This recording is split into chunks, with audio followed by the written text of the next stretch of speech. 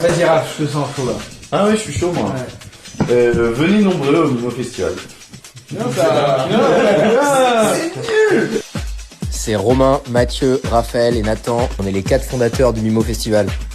Là, c'est la 3e édition qui arrive et on est un peu arrivé innocent et un peu inconscient la première année, en ne sachant pas vraiment ce que ça représentait d'organiser un festival d'un point de vue charge de travail, organisation.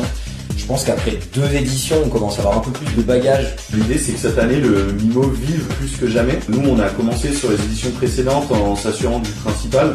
Et aujourd'hui on vient améliorer toute cette expérience avec plus d'activités, des choses qui fassent participer les festivaliers. Le principal challenge cette année, c'est vraiment d'allier le côté esthétique et le côté confort des festivaliers, parce que nous, ce qu'on veut en premier, c'est offrir la meilleure expérience qui soit au public. Au niveau de la scéno, on a travaillé sur 2 concepts totalement originaux avec 2 collectifs de scénographes et d'architectes qui sont Cinétique et Capsule.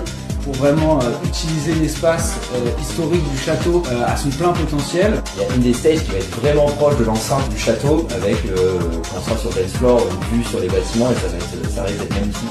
Et sur le son, on travaille depuis 3 ans avec D&D, avec qui on a commencé à construire une vraie relation et qui va mettre du coup à disposition ces derniers systèmes pour offrir la meilleure expérience possible d'un conducteur.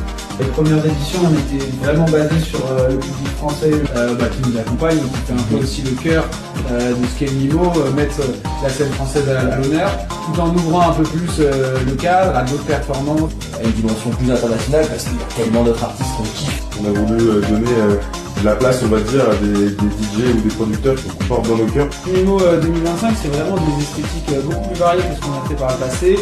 Des choses beaucoup plus mystiques comme Mathias, Pénélope, Ray Colino. C'est aussi la scène française qui nous suit depuis le début, César et Jason, Ryan Digit, Ward.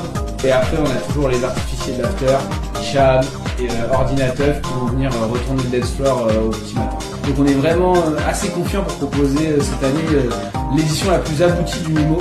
On a très hâte de cette 3e édition et on vous donne rendez-vous les 6, 7, 8 juin prochains.